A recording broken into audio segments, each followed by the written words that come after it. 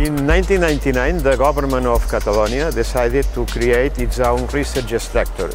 Joan Albagés asked Pompeu Fabra University to prepare a project, an idea, on the biomedical field. The rector of Pompeu Fabra University invited me to prepare a proposal, and the subject came in few seconds, to do something relevant in the field of genomics. Andreu Mascovell found the proposal on his table, and immediately he adopted the proposal and promoted, inviting Miguel Beato to be on the forefront of this new endeavor.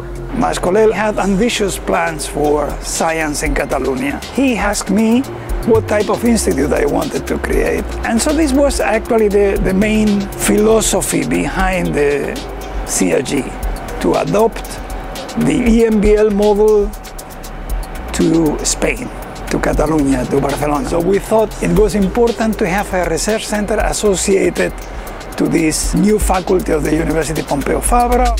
We really maintained this concept through all the time. And this was favored by the fact that we recruit people to come here that came from EMBL, from the EMBL. I was very pleased to be involved in some of the early stages of the development of the CRG, and it is certainly one of the highlights of my scientific career.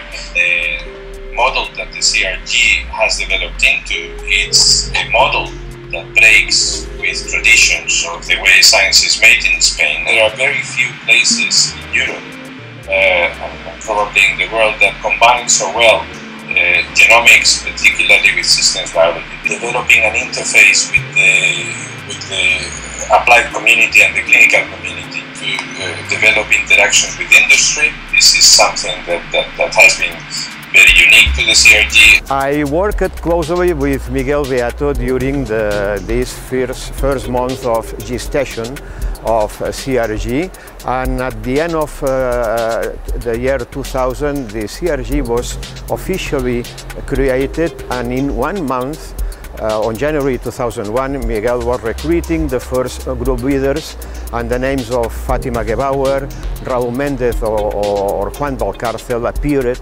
in our universe. One very important person without whom I think, it's my humble opinion, that the CRG would not have been what it is Mariana Rodan, and that has allowed the institution to grow. ICREA was born in 2000 as part of a new design in the scientific policies of the Catalan government. ICREA has been a strong supporter of the Institute, especially at the beginning of the Institute, to help us recruit internationally recognized scientists. More than 1/3 of the faculty of the CRG belongs to ICREA and is financially supported by ICREA. ICREA is based on principles of competition, high demanding standards for admission, flexibility in hiring. We started with a general call to institutions that would be interested in getting researchers selected at their proposal by the committees that ICREA had set up for the purpose. CRG is a leading example of how an institution can make an intelligent and competitive use of this new tool. The inauguration in 2002 with about 12 groups. This period of time, 2002 to 2006, was the infancy of the CRG. And the initial concept was that it will have 4 programs, each of them with 5 groups. In 2004, we negotiated an expansion to create 2 new programs. Already in 2003, there was an article in Science talking about the CRG. At the end of 2006, we moved here. The creation of the CRG completed and addressed it on the right way the entire project of the Barcelona Biomedical Research Park, the PRBB. Thanks to CRG, it's one of the major clusters of biomedical research in south of Europe. This building gathers every day over 1,400 people. Over 70% do not reach the age of 35. and perhaps the most important, more or less 45–50% of scientific personnel are foreigners, particularly in CRG 55%. A completely change of attitude. We start to recruit foreigners. We signed the only partnership of the MBL with an institute in Spain, which I think also has been instrumental in providing international recognition to the institute. We have the first evaluation in 2007. We had an external advisory board. This period of 2007–2008, when the institute was just establishing, and that was something called the Contrato Programa.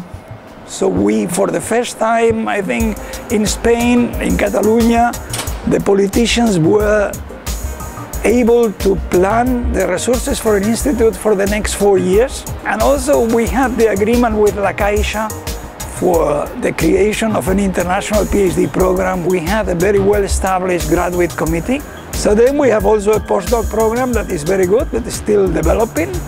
And then we develop also strong core facilities. In 2010, we had the second evaluation, and this was extremely positive. We started to look for a new director. The Scientific Advisory Board took over the procedure of selection of the candidate. Luis was selected as the best candidate to take over in 2011. 2009, there was already an economic crisis. 2010 was terrible. And so Luis took in a very critical period.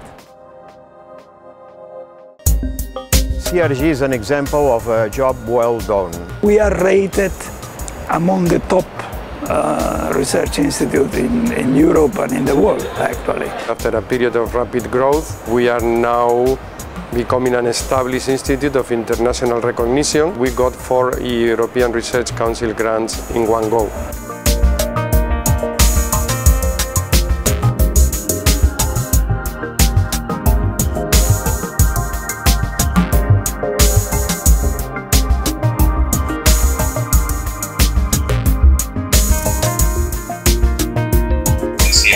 Has become one of the flagships of Spanish science. One of the institutes we have signed recently a collaboration agreement is the Bangalore Institute in India. They finance postdocs that come to CRG, but this is part of a broader strategy of forging links with countries not only in Europe, but also in other places in the world.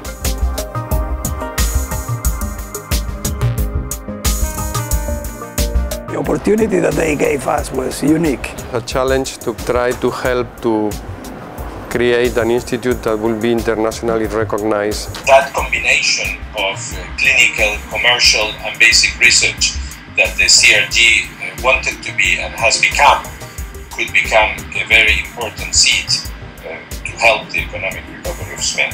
Solid institutions like CRG will overcome difficulties and in fact be smart enough to find the resources to improve.